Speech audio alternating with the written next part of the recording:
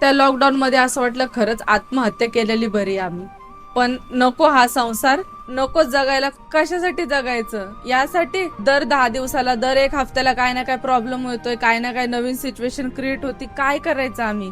आमची जगायची इच्छाच अशी नाहीशी झाली होती. असं वाटत होतं आनंद जाऊ दे, आपण दोघं काहीतरी खाऊन मरून जाऊ.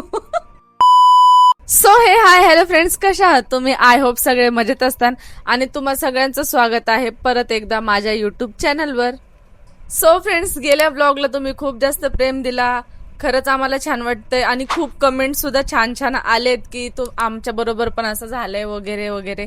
तर छान वाटतं असं ऐकून की बाबा ठीक आहे.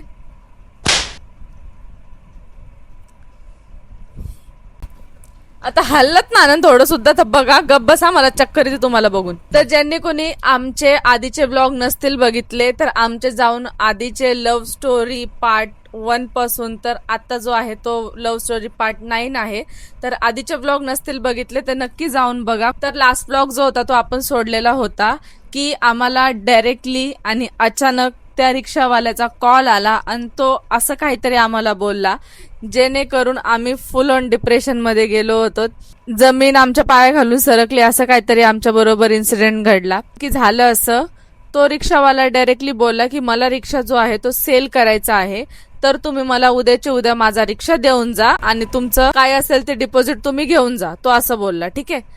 तर मग आम्ही टेन्शन मध्ये आलो इतकं, अरे यार आता काय करायचं, अचानक कसं काय रिक्षा मागायचा आणि महिनाभर कुठं जॉब करायचं म्हटलं तर महिन्याच्या नंतर पेमेंट येईल. मग ते कधी पेमेंट येणार, घर कसं चालणार आमचं? आम्ही खूप टेन्शन मध्ये आलो त्यावेळेस आणि आम्ही एकमेकांकडे बघून अक्षरशः त्या दिवशी इतकं रडलोत.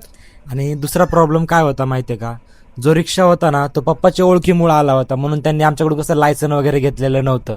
पण आम्हाला दुसरीकडे रिक्षा भेटला असता, पण प्रॉब्लेम तो नाही, रिक्षा भेटला असता पण त्यांना लायसन वगैरे द्यावं लागलं असतं, त्यांना जास्त डिपॉझिट द्यावं लागलं असतं. तर मग मला त्या दिवशी माझ्या घरच्यांची लय आठवण आली की नाही का जवळ कोणी नाहीये, कोणाला सांगायचं की मी असं झालंय. पण मी सगळं एकटी सहन करत होते. मी कधी मम्मी पप्पाला कॉल करून असं सांगितलं नाही की माझ्या बरोबर असं झालंय.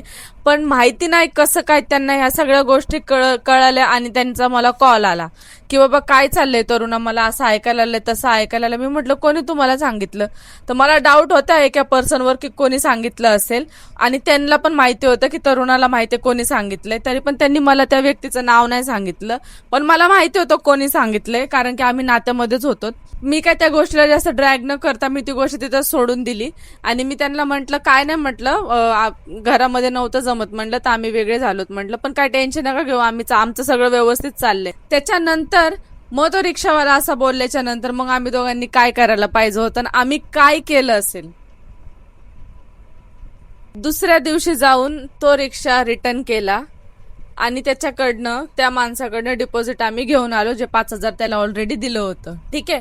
त्याच्यानंतर 1-2 दिवस आनंद घरीच होते. जॉबला पण लागायला काय प्रॉब्लेम नाही, जॉबला पण लागला असतो, पण मग 1 महिना करायचं काय, आमच्याकडे हातामध्ये पैसा नाही, मग काहीच भाडं नव्हतं. कसं देणार, काय छोट्या मोठ्या गोष्टी आम्ही खाणार काय, आम्हाला कोणाचा सपोर्ट नव्हता, ह्या भरपूर साऱ्या गोष्टी होत्या. म्हणून मग मी कधी जॉबचा काही विचार केलाच नाही. तर आम्ही असा विचार केला की आम्ही असं काय काम करावं जेणेकरून आमच्या घरामध्ये दर दिवस पैसा येईल.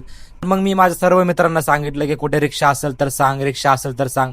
मग त्यांनी ते शोधामध्ये लागले. मग एक दिवस मला एका मित्राचा फोन आला.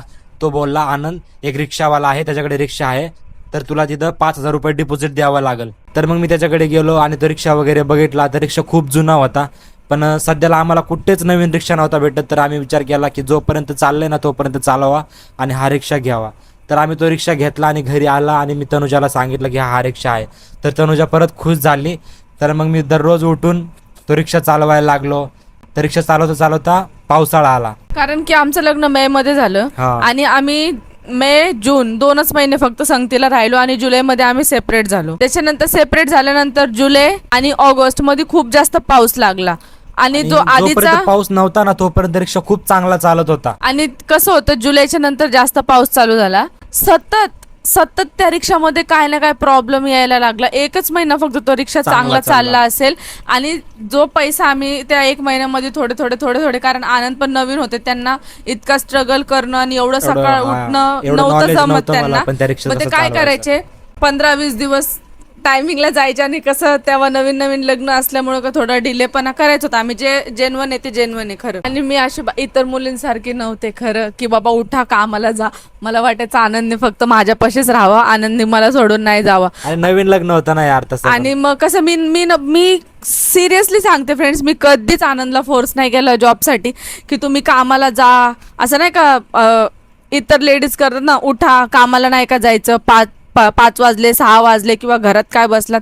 मी कधीच आनंदला पहिल्यापासून कधी कामाला पुश नाही केलं की आनंद कामाला जा, आनंद कामाला जा. नाही, मला वाटायचं माझ्यापाशी आहेत मला तेवढंच. मला असं वाटायचं नाही का ते हमें तुम्हारे दिल में रहना है, हमें भाडे का घर नहीं चाहिए, असं काहीतरी सीन झालं. पण इथं तो जो सीन आहे ना तो अप्लाय नाही होत. इथं पैसाच लागतो कारण की आपण भाड्याच्या घरात राहत होतो.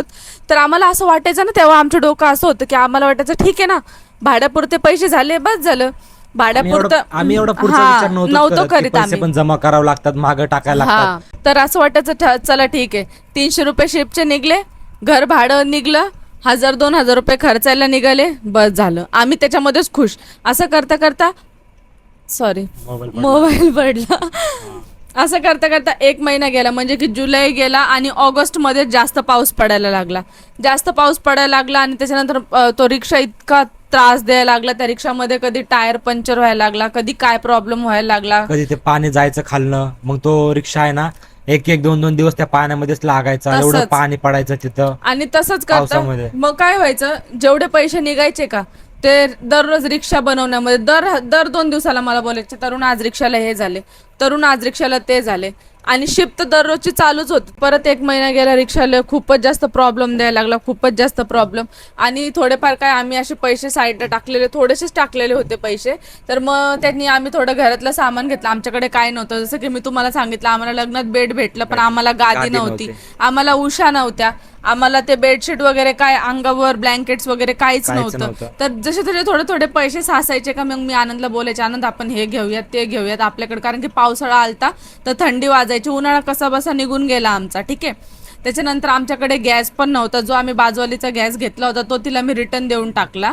आणि त्याच्यानंतर मग आम्ही सिगडी आणली, एक वेगळी सिगडी घेतली, ती पण सेकंड हँड सिगडी घेतली त्यावेळेस. सेकंड हँड सिगडी घेतली. आणि नवीनला पण एवढे आमच्याकडे पैसे नसायचे, आम्ही थोडा विचारच करायचो म्हणजे. आणि मग आपल्याला टाकी मग यांच्या मम्मीने दिली. भले आम्ही वेगळे झालो होतो पण 1-2 महिन्याने आम्ही परत बोलायला लागलो, कारण जिथं आम्ही रूम घेतला होता त्यांच्या आणि आमच्या घरामध्ये जास्त डिफरन्स नव्हता, 5 मिनिटाचा फक्त. चालत गेलं तरी 5 मिनिटाच्या गॅपवर आम्ही राहत होतो. त्यांच्या मम्मीने आम्हाला गॅस दिला, सिलेंडर दिला म्हणजे. आणि मग सिगडी वगैरे आम्ही आणली, मग आम्ही आमचा संसार परत चालू केला. मग तसं करता करता ऑगस्ट गेला, सप्टेंबर गेला, ऑक्टोबर गेला. ठीक आहे. त्या रिक्षाने तसंच वैताग दिला, तरी पण आम्ही तसेच ते दिवस काढत गेलो. एवढं टेन्शन असायचं बापरे की आज काय होईल, आज हवालदार अडवतील का, बाहेर पडल्यावर रिक्षा बंद पडेल का, एवढं टेन्शन चाललं होतं. म्हणजे एवढं आयुष्यामध्ये टेन्शन आणि त्याच्यात आमचे भांडण, त्याच्यामध्ये हिचं भांडणं. आम्ही भांडायचो तर आम्हाला एवढी मॅच्युरिटी नव्हती की बाबा आपल्यावर टेन्शन आहे आपण कशाला भांडायचं. नाही, तरी पण आम्ही भांडायचो. कधी आनंदला उशीर झाला, लेट झाला किंवा नाही का आनंद टायमिंगला दुपारी जेवायला नाही आले तर मी चिडचिड करायचे, काय तुम्हाला समजत नाही का मी जेवायसाठी थांबले, असं तसं. मला त्या टायमिंगला लय राग यायचा आणि मी समजत नव्हते. कधी बंद पडायचा, कधी ट्रॅफिक लागायची. आणि पुणे शहरात एवढे ट्रॅफिक लागते ना, कधी उशीर व्हायचा, कधी टायर पंक्चर व्हायचं, कधी त्या रिक्षाला प्रॉब्लेम द्यायचा. म्हणजे भरपूर काय असं प्रॉब्लेम असायचं. कधी भाडं दुसरीकडलं भेटायचं तर तिसरीकडे घेऊन जायचं. तर हे गोष्ट ही समजून नव्हती घेत कधी. तर मग त्याच्यामुळे आम्हाला चिडचिड व्हायची आणि त्या चिडचिडीमुळे एवढी तब्येत खराब करून घेतली होती. चिडचिडमध्ये आणि टेन्शन पण इतकं होतं, इतकं टेन्शन असायचं की काय होईन, कसं होईन, किती दिवस रिक्षा चालवणार, किती काय करणार. वरून माझं शिक्षण पण चालू होतं, मी पण घरामध्ये दिवसभर अभ्यास वगैरे करायचे. आणि दुसरी गोष्ट, आम्ही ज्या रूम मध्ये राहत होतो सिरियसली तो म्हणजे रूम मालिक चांगला होता, पण त्याचा जो आजोबा होता ना तो इतका माणूस काय बोलू आता, तो इतका वैताग द्यायचा ना आम्हाला, चिडचिड करायचा, कोणालाच येऊ देत नाही. कारण की वरती रूम असायच्या आणि तो दिवसभर खाली बेडवर झोपलेला असायचा. आनंद कधी रिक्षा चालवायला पाट उठून जायचे तरी त्याला असं वाटायचं की कोणी चोर चाललंय, त्याला व्यवस्थित दिसत पण नसायचं. आय गेस सोय नव्हती त्या घरामध्ये. आणि कधी मोटर सुद्धा चालू करून नव्हता देत, आठवत आहे का? म्हणायचं मोटर काय चालू करायची गरज आहे, खालून जाऊन पाणी घेऊन या वरती. हा, आणि कधी कधी तर लाईट पण बंद करायचा. आणि आम्हाला वाटायचं सिरियसली लाईट गेली, 4-4, 5-5 तास लाईट खाल्लं डायरेक्टली कनेक्शन बंद. तर मग आनंद मला बोलले जाऊ दे आपण थोडे दिवस काढू म्हणले या रूम मध्ये. भरपूर त्यांची नाटकी चालू झाली. मग तसेच आम्ही दिवाळीपर्यंत त्या घरामध्ये राहिलो. त्याच्यानंतर आली दिवाळी. दिवाळीमध्ये आमच्याबरोबर असा परत एक इन्सिडेंट झाला. दिवाळीच्या दिवशी आनंद दिवसभर रिक्षावर होते आणि मी त्यांना सांगितलं होतं की संध्याकाळी लक्ष्मीपूजन करायचं आपल्याला, तर तुम्ही टायमिंगला घरी या. तर मला बोलले हो ठीक आहे. तर मी घरामध्ये स्वयंपाक वगैरे केला, रांगोळी वगैरे काढली. आनंदला येता येता अक्षरशः 9 वाजले आणि मला लय राग आला की लक्ष्मीपूजनच्या दिवशी तरी लवकर यायचं, आपण कधी पूजन करणार कधी. आणि काहीच सामान सुद्धा मी आणलेलं नव्हतं लक्ष्मीपूजनचं, काहीच सामान. आणि मी लय म्हणजे असे नाही का लय नाराज झाले त्या दिवशी की लक्ष्मीपूजनच्या दिवशी सुद्धा मला असं इतकं वाईट वाटतं. दिवसभर एक तर घरामध्ये कोणी नाही, तुम्हाला एक दिवस लवकर या म्हटलं तर तुम्ही नाही आले. तर अशी चिडचिड करत करत मग आम्ही गेलो हडपसरला. तर मग आनंद आले आणि मला बोलले की जाऊ दे, सॉरी चल आपण जाऊ पटकन सामान घेऊन येऊ लक्ष्मीपूजनचं. म्हटलं ठीक आहे. मग त्या दिवशी जाऊन आम्ही लक्ष्मीपूजनसाठी मला लक्ष्मी देवीचे फोटोज वगैरे जे काय सामान लागतं ते आणण्यासाठी मी हडपसरला गेले. आणि तो मोबाईल, सपोज हा मोबाईल आहे आणि ना असं खाली बसलेले असतात ना ते जे देवीचे फोटोज वगैरे घेऊन ते खाली बसलेले होते. तर मी तो मोबाईल असा ठेवला आणि मी असे फोटोज वगैरे बघितले की हा वाला, पण मला तो फोटो तिथे नाही आवडला. तर मी म्हटलं मी येते म्हटलं परत पुढनं जाऊन, आणि मी डायरेक्टली उठून पुढे गेले आणि माझा मोबाईल तो असाच पडला तिथे. इतक्या गर्दीमध्ये काढला आम्हाला माहित नाही तो मोबाईल माझा. त्याच्यानंतर मी सगळं सामान वगैरे घेतलं तरी मला लक्षात नाही की माझा मोबाईल तिथे पडलाय म्हणून, मला माहीतच नाही. त्याच्यानंतर सगळं सामान वगैरे घेतल्याच्या नंतर आम्ही परत येऊन रिक्षामध्ये बसलो. तर मी म्हटलं आनंद माझा मोबाईल, तर म्हणतात मला नाही माहिती. म्हटलं मला वाटलं मस्ती करते, तर म्हटलं नीट बघा रिक्षाच्या कव्हर वगैरे मध्ये असेल. तर मला म्हणतात नाहीये माझ्याकडे मोबाईल. मग मी म्हटलं माझ्या मोबाईलला लवकर रिंग करा. रिंग केली तर phone directly switch off. Phone झाला स्विच ऑफ. मी अशी टेन्शनमध्ये म्हटलं यार काय हे दुष्काळात 13वा महिना, एकच मोबाईल होता तो पण म्हटलं गेला. एक आनंदकडे होता, एक माझ्याकडे होता. आणि मला मैत्रिणी बरोबर कॉन्टॅक्ट करायला कॉलेजचे डिटेल्स वगैरे मला त्याच मोबाईलवर यायचे. आता मी काय करू, आता माझ्याकडे मोबाईलच नाही. मी इतकी रडले तरी घरी जाऊन इतक्या रडण्याच्या ह्याच्यामध्ये पण मी जाऊन लक्ष्मीपूजन केलं. मी देवाला बोलले का असं झालं माझ्याबरोबर, मी तुझं सामान घ्यायसाठी एवढं तिथे गेले होते आणि माझा मोबाईल हरवला चक्क. 2-3 दिवस झाले, 4 दिवस झाले मी दररोज आनंदच्या फोननी त्या फोनवर फोन करायचे की माझा फोन मला भेटावा, एक तरी रिंग कोणीतरी उचलावा. पण तो फोन मला अक्षरशः नाहीच भेटला. नंतर काय व्हायला लागलं, नंतर मग मी रिक्षावर जायला लागलो. मला पण तिकडून भाड्याचे कधी फोन यायचे कधी काय असायचे. आणि ही बिचारी दिवसभर एकटी, ना मोबाईल ना आजूबाजूला कोण, एकटी दिवसभर त्या घरामध्ये बसायची. आणि मला एवढं वाईट वाटायचं. आणि मग मी काय करायचो, मी माझ्याकडला स्वतःचा फोन आहे ना हिला देऊन जायचो की हा बाबा तू दिवसभर काय करशील म्हणून मी तिला तो फोन देऊन जायचो. आनंदने मला फोन दिला तर मग आनंद कधी जेवायला येणार, आनंद तुम्ही कुठे येतं काय, मी कसं कॉन्टॅक्ट करू. आनंदकडे मोबाईल नसायचा आणि आम्हाला लग्नामध्ये टीव्ही वगैरे काहीच मिळालेली नव्हती. तर मग असंच एक दिवस भाऊबीजच्या दिवशी पप्पा आणि भाऊ आले घरी आणि ते येताना मग माझ्यासाठी टीव्ही घेऊन आले, कारण की त्यांना कळलं की असं झालंय म्हणून. तर मम्मी माझ्यासाठी त्यांनी टीव्ही वगैरे पाठवली. तेव्हा TCLची नवीन टीव्ही लॉन्च झाली होती. तर मी लय खुश झाले टीव्ही बघून की बाबा ठीक आहे, कारण ते मला मोबाईलच देणार होते पण ते बोलले की मोबाईलपेक्षा तुला टीव्ही गरजेची, तू दिवसभर बसून टीव्ही तरी बघशील. तर ती टीव्ही अजून आमच्याकडे आहे, तुम्ही बघू शकता मागे. हा, त्या टीव्हीला कमीत कमी 6 ते 7 वर्ष झाले असेल. आता ते थोडीशी हे झाले, बट त्या टायमिंगला मी इतकी खुश झाले. पण ठीक आहे, मी मम्मी पप्पाकडून तेव्हा पण हेल्प नव्हती घेतली, त्यांनी स्वतः मला त्यांच्या मनाने दिली होती टीव्ही. 1च महिना झाला फक्त, आहे ना आनंद, 1 महिना झाला, पावसाळा पूर्णपणे गेला. तर मग आम्ही त्या रूमच्या शोधामध्ये होतो. तर मग माझ्या जे ओळखीचे होते, म्हणजे माझ्या मित्राचाच चुलता होता. तर त्याला मी विचारलं की तात्या, म्हटलं आपल्या इथं रूम आहे का कुठे. तर तात्या बोलले आपली रूम आहे ना बाळा, म्हटलं तिथं जा ना तू. ते नवीनच बनलेले होते सगळ्या रूम, नवीन काम होतं त्यांचं, नवीन रेनोव्हेशन होतं. हा, तर ते बोलले आपली रूम आहे, म्हटले बोलले ठीक आहे काय हरकत नाही. म्हटलं चला माझ्या बरोबर. त्यांनी इमिडिएटली आम्हाला रूम दाखवली आणि नवीनच रूम होत्या, एकदम नवीन रेनोव्हेशन रूम होता. मी तुम्हाला फोटो टाकते इथे. तर ती इतकी छान रूम होती, व्हाईट कलर वगैरे, 1 RKच होता. त्याच्यामध्ये सगळं लॅट्रिन बाथरूम खूप छान होतं, पाण्याची सोय होती, काही टेन्शन नव्हतं. पुढे स्पेस होता, झाडं वगैरे लावायला जागा होती, आतमध्ये पाणी यायचं, बाथरूम होतं, एकदम क्लीन आणि व्हाईट रूम होता, खूप छान होता आणि खूप मोठाच रूम. आम्ही 2 जण पहिलेच बघायला गेलो. तर त्या दिवशी त्या घराची पूजाच चालू होती. हा. तर मला बोलले की तुम्ही दोघं खूप लकी आहेत, तुम्हाला खूप छान रूम मिळालेली, कारण की अजून इथं कोणीच राहायला आलेलं नाही, पहिले तुम्हीच आहेत. आणि मग त्याच्या 2-3 दिवसानंतर मग आम्ही ती रूम खाली केली तिकडची. हा, आणि तिकडची रूम खाली केली आणि मग आम्ही या रूम मध्ये शिफ्ट झालो. आणि शिफ्ट कसं केलं असं आम्ही रिक्षामध्ये दोघांनी शिफ्टिंग करायचं, हा, रिक्षामध्येच आम्ही छोटे छोटे बेड वगैरे या गोष्टी आम्ही सगळं कारण की आमचं रिक्षामध्ये बेड वगैरे ओपन होत होतं. आनंद रिक्षा चालवायचे, मी सामान धरून मागं बसायचे. त्या सामान शिफ्ट करण्याच्या मध्ये माझी तब्येत अक्षरशः एवढी खराब झालेली होती ना, तुम्ही फोटोज मी टाकेल इथं. इतके माझं टेन्शन घेऊन घेऊन माझं डोकं सगळं एकदम असं पूर्ण कामातून गेलं होतं. माझं डोकं काम नव्हतं करीत, मला भूक नव्हती लागत, माझी तब्येत इतकी खराब झाली. आणि ज्या रूम मध्ये आधी राहत होतो त्या रूम मध्ये सगळं बोरचं पाणी असल्यामुळे माझं हेअरफॉल इतकं वाढलं. आणि मम्मी पप्पा कधी कॉल करायचे तर लय म्हणजे मम्मी पप्पाच्या डोळ्यात पाणी यायचं की आम्ही कशी पाठवली होती, अशी जाडजूड होती, थोडी गुटगुटीत होती, कशी झाली, खराब झाली लय. तब्येत खराब झाली तर होती मग तिची. त्यांना लय वाईट वाटायचं मम्मीला, माझ्या पप्पाला, की बाबा कसं आमच्या मुलीचे लय हाल चाललेत, असं तसं हे ते. मम्मी बोलायची, मम्मी आता काय नाही म्हणलं मी मम्मीला, सगळं मम्मी पप्पाला हमेशा धीर द्यायचे की काय नाही, आमचं खूप चांगलं चाललंय मम्मी, खूप चांगलं चाललंय.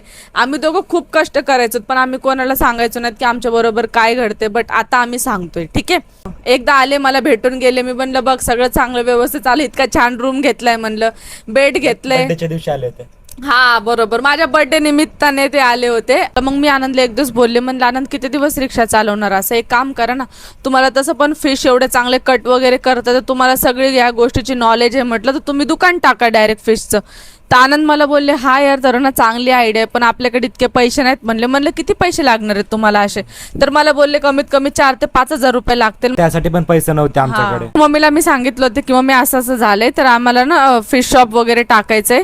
तर मम्मी मला बोलली मग टाक ना, काय प्रॉब्लेम आहे? म्हटलं काय नाही, थोडा असा. मम्मी मला बोलली पैशाचा प्रॉब्लेम आहे म्हणून का? मम्मी तिकडनं समजून गेली. तर मी म्हणलं हा, म्हणलं थोडा प्रॉब्लेम आहे. तर मला बोलली किती पैसे लागणार आहेत? म्हणलं असं असं लागणार आहे. तर मम्मी बोलली ठीक आहे मी बघते. बस मम्मी बघते बोलली. आणि त्याच्या 3-4 दिवसानंतरच मग पप्पा आले फक्त मला भेटायला फक्त पप्पा आले, मम्मी नव्हती आली. तेव्हा मग पप्पा 5,000 रुपये घेऊन आले होते. पप्पा मला बोलले हे पैसे मी तुमच्या हातामध्ये देणार नाही, तुम्हाला दिले तर तुम्ही कुठं ना कुठं वायफट खर्च करता. तर त्या टायमिंगला मामा बोलले की चला आनंद आपण मार्केटला जाऊया आणि जे पण तुम्हाला काही सामान लागतंय ना तर ते आपण आणूया. तर मला पहिलं तर खूप वाईट वाटलं आणि चांगलं पण वाटत होतं की चला आपल्या मदतीला कोणतरी आले. तर मग आम्ही गेलो सगळे मार्केटला, तनुजा पण होती, आम्ही रिक्षामध्ये गेलो. रिक्षा होता ना तेव्हा आमच्याकडे. रिक्षामध्ये गेलो तर मामांनी मग आम्हाला तराजू घेऊन दिला, सत्तूर घेऊन दिला, कुंदा घेऊन दिला, म्हणजे जेवढं पण बिझनेससाठी ज्या वस्तू लागतात त्या सर्व घेऊन दिल्या. आणि त्याच्या दुसऱ्या दिवशीच आम्ही दुकान टाकण्याचा विचार केला. आणि मग तेवढं सामान वगैरे आणून पण आमच्याकडे पैसा नव्हता. आणि कशाला पैसा नव्हता की टेबल लागत होता. तर टेबलसाठी मग आम्ही इकडून तिकडून जुगाड करून इकडून तिकडून काहीतरी आणून आम्ही तो टेबल बनवला. तो टेबल आम्ही रिक्षाच्या वर टाकला. रिक्षाच्या वर टाकून आम्ही आमच्या एरियापासून कमीत कमी 5 ते 6 किलोमीटर वर दुकान टाकण्याचा विचार केला आणि तिकडे दुकान टाकलं आम्ही. तिथे टाकण्याचा विचार ह्यामुळे केला कारण की जिथे आम्ही राहत होतो तिथं ऑलरेडी यांच्या मम्मी पप्पाचं शॉप होतं, एक भावाचं पण शॉप होतं आणि त्यांच्या भावाचं पण शॉप होतं तिथं, ठीक आणि आहे. अजून 2-3 जणांचं पण शॉप होतं. हा, तर आम्ही तिथं टाकलं असतं तर आमचा काहीच प्रॉफिट नव्हता तिथे. तर मग असं आनंद बोलले की आपण इथं न टाकता आपण तिथे टाकूयात. दुकान टाकल्याच्या नंतर 1 हफ्ता आम्ही वाट बघितली की आज काहीतरी प्रॉफिट होईल, आज दुकान चालेल, आज धंदा होईल. असं करता करता 2 हफ्ते गेले आणि त्या जागेचं भाडं सुद्धा आम्हाला चालू झालं. हा, भाडं सुद्धा चालू झालं. 1 महिना आम्ही तिथं दुकान चालवलं. तर तिथे कसं व्हायचं माहितीये का, 1 कस्टमर यायचा, 2 कस्टमर यायचे, अर्धा किलोचं किंवा 1 किलोचं बास, त्याच्यानंतर कस्टमरच येत नसायचे. मग आम्ही एवढे वाईटागलो होतो आणि जे पण मासे उरायचे ना ते सगळे फेकून देण्यात यायचे. खराब मासा असा आहे की आणि तो आमचा सगळा तोटा होत चालला होता. म्हणजे आम्हाला प्रॉफिट कमी, लॉस जास्त होत आणि चालला होता. भाडं 1 महिन्याचं वाढलं ते पण. तर मग आम्ही विचार केला, म्हटलं आम्ही एवढ्या लांब येतो जातो, म्हटलं रात्रीचा टाइम असतो. तर आम्ही विचार केला की म्हटलं आपण नाही का आपल्या एरियामध्ये टाकू. तर त्या टायमिंगला आम्ही दोघं संघ जायचो माहितीये का त्या गाडीवर. ही मागं बसायची त्या टायमिंगला, पण हिने मला साथ नाही सोडली. माझ्या मागं हमेशा असायची, कुठे पण जावा ती माझ्या मागच असायची माहितीये का. कधी कधी ही पण मार्केटला यायची माझ्या बरं, मार्केटला पण यायची एवढ्या उन्हामध्ये, कधी कधी पहाटे पण यायची, कधी कधी दुपारचं मार्केट चालू असायचं. तर आम्ही विचार केला की आपण आपल्या एरियामध्येच टाकू, कारण की त्या एरियामध्ये ऑलरेडी माझी ओळख होती, मला भरपूर लोक ओळखत होते, ऑलरेडी मी दुकान टाकलेलं होतं. कारण त्या तिथेच लहानाचे मोठे झाले ना ते. हा, जाऊ द्या म्हटलं, किती दिवस नाही दुकान नाही चालणार म्हटलं, एक ना एक दिवस चलल म्हटलं, पण एवढ्या लांब जे आम्हाला जे करावं लागतं म्हटलं ते कमी होईल.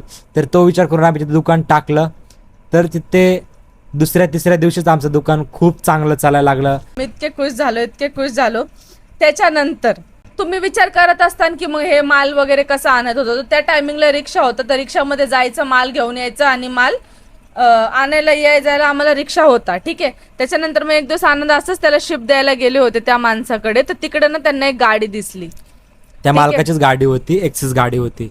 तर मी त्या मालकाला विचारलं की ही गाडी कोणाची आहे. तो म्हणला आपलीच गाडी आहे, पण आता काय का गाडी एवढी मी चालवत नाहीये. तो आम्हाला काय बोलला, गाड़ी में इतना कुछ काम नहीं है, थोड़ा सर्व्हिसिंग कराएंगे. म्हणलं ठीक हो जाएगा, बहुत अच्छा चलेगा म्हणला गाडी. आणि हेच आनंदने ऐकून आले, मला घरी सांगितलं की तरुणा त्याच्याकडे अशी अशी गाडी आहे, तर आपण एक काम करू. तो म्हणलं कितीला विकतोय म्हणलं तो गाडी आणि किती खर्च येईल. तर आनंद मला बोलले ती गाडी 5,000ला विकतोय तो, आणि तो काय बोलले 1,000-2,000 रुपयाचा खर्च येईल फक्त. तर म्हणलं ठीक आहे, ही दररोजची शिफ्ट चालली म्हटलं 300 रुपये महिन्याचे, म्हणलं 9,000 रुपये होते, त्यापेक्षा आपण एकदा 7,000 खर्च करू म्हटलं, पण गाडी आपली नीट होऊन जाईल. तसं पण आपलं दुकान चालू आहे म्हटले, दुकान पण चालू आहे, तसं बी रिक्षा चालवलं तुम्हाला वेळ कुठं मिळतोय म्हटलं, असंच रिक्षा पडून आहे म्हटलं दारामध्ये, तर मग तुम्ही गाडी घेऊन या. मग आनंद मला बोलले ठीक आहे. मग आम्ही तो रिक्षा त्याला रिटर्न दिला आणि ती गाडी आम्ही घेऊन आलो. गाडी घेऊन आलो, त्याची सर्व्हिसिंग वगैरे केली, आम्ही गाडी चालवली 3-4 दिवस. गाडी 1 हप्ता गाडी चांगली चालली की त्या गाडीच्या मागं पण पनोती लागली, ती गाडी सारखीच बंद पडायला लागली. अरे बाबा, आम्ही त्याची सर्व्हिसिंग करून आलो तरी पण ती गाडीमध्ये इतका प्रॉब्लेम व्हायला लागला. ते बोलतात ना, जेव्हा नशीब असतं ना आपलं साथ देत नाही ना, ते कुठूनच साथ देत नाही. मग आपण किती पण चांगलं ते करायला असं जावा, झालं नाही, आसमान से गिरे खजूर में अटके. म्हणजे तो रिक्षा दिला शिफ्टचे पैसे वाचवण्यासाठी, तर आम्हाला परत ह्या गाडीचा खर्च खर्च खर्च खर्च. गाडी इतक्या लांब, कधी कधी पुण्याला जायचो मार्केटला आम्ही, उन्हात आणायची, कधी कधी गाडी तिथे मध्ये बंद पडायची, तानामध्ये केक मारून मारून मारून इतका वैताग यायचा. मासे संगतीला असायचे, इतकं टेन्शन यायचं ना आणि आम्हाला. दुसरी गोष्ट, ते जे गॅरेजवाले असायचे ना, ते बोलायचे गाडी को हम हात नाही लगाते. म्हणतो क्यू, म्हणतो इस गाडी का इंजन उलटा आहे. म्हणलं ही कसली असली गाडी आहे म्हटलं, मला पण एवढं माहित नव्हतं त्या गाडीबद्दल. पुण्याला न जाता कधी कधी आम्ही लोणी काळभोरला जायचो मच्छी मार्केटला, तर तिकडे पण एक मच्छी मार्केट असायचं. तर तिकडं आम्ही 2 जण जायचो त्या गाडीवर, आणि अचानकच मधी जंगल एरियामध्ये ती गाडी बंद पडायची, माहितीये का. त्या जंगल एरियामध्ये गाडी बंद पडायची ना, तर तुम्हाला माहितीये का, ती गाडी आम्ही उन्हात ढकलत ती गाडी आणायचो. तर आम्ही एवढे हाल झालेत आमचे, एवढे हाल झालेत. ही रडत बसायची, माहितीये का, की कसली गाडी आहे हे ते. आणि ह्याच्यामध्ये पण आमचे चिडचिड्यामध्ये पण आमचे भांडणं होतच असायचे. भांडणं यामुळे व्हायचे की का थोडं सुद्धा सुख नाही. इतकं एवढं आम्ही संसारासाठी झटपट करायचो, तरी बी आम्हाला ते बोलतात ना, 1 रुपयाचं सुद्धा सुख नव्हता मिळत. का कुठं आम्ही फिरायला जात नव्हतो, आम्ही ह्याच्यामध्येच नुसते फसलो होतो. इकडनं पैसा घ्यायचा की शिफ्ट द्यायचा, आणि जिथे आम्ही दुकान लावत होतो ना त्या जागेचं सुद्धा भाडं आम्हाला चालू झालं होतं, ते भाडं द्यायचं, रेंट द्यायचं. त्याच्यानंतर आम्ही जी गाडी घेतली होती त्याचे पूर्ण पैसे आम्ही दिलेले नव्हते. तो बोलला की आम्ही मला दर हप्त्याला 1,000 रुपये करून दे, कारण की आमच्याकडे डायरेक्टली 5,000 रुपये द्यायला एवढा बी पैसा आम्ही काय मागं टाकलेला नव्हता, कारण की आमचं मच्छीचं नवीन दुकान होतं. तर असं करता मग ती गाडी खूप वैताग दिला त्या गाडीने. मग असं जानेवारी गेली, फरवरी गेला, मग मार्च, इतक्या एक एक गोष्टी पार करता म्हणजे की पहिलं रूम सोडला, मग रिक्षा सोडला, मग दुसरी गाडी घेतली, मग मच्छीचं दुकान टाकलं. ह्या ब्लॉग मध्ये तुम्हाला इथपर्यंत बघायला मिळालं. त्याच्यानंतर एवढं पार करता अचानक लागला लॉकडाऊन.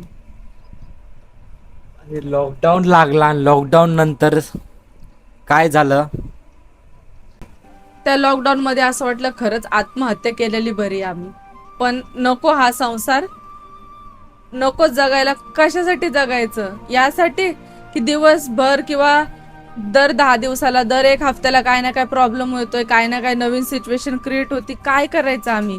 आमची जगायची इच्छाच अशी नाहीशी झाली होती. असं वाटत होतं आनंद जाऊ दे, आपण दोघं काहीतरी खाऊन मरून जाऊ. अशी आमची हालत झाली. आम्ही कोणाला सांगू पण शकत नव्हतो, आम्ही कोणाकडून हेल्प पण घेऊ शकत नव्हतो. मम्मी पप्पाने ऑलरेडी आम्हाला हेल्प केलेली होती. सारखं त्यांना बोलायला चांगलंही वाटत नव्हतं. तर आम्ही डिसिजन घेतला की जे काय करू आपण आपलंच करू, कोणाला न सांगता. तर लॉकडाऊन मध्ये आमचे काय हाल झाले, आम्ही काय काय बघितलं, आमच्या बरोबर काय काय इन्सिडेंट झाले, आमचे हाल झाले की नाही. सो हा जो ब्लॉग आहे आपण या ठिकाणी एंड करूयात. कॉमेंट्स करा, व्हिडिओ आवडली असेल तर लाईक करा, चॅनलला सबस्क्राईब करा. आता आणि तुमच्या लाईफ मध्ये असे दिवस आलेत का तेही कमेंट करा. आम्हाला 4-5 कमेंट आलेले आहेत की आम्ही पण असे दिवस काढलेत. तर अजून कोणी कोणी आमच्यासारखे दिवस काढलेत, आम्ही ज्या गलत्या केल्यात त्या गलत्या तुम्ही करू नयेत हीच आमची अपेक्षा आहे. आणि चॅनलला सबस्क्राईब नक्की करा. भेटूयात नेक्स्ट ब्लॉग मध्ये. Bye bye.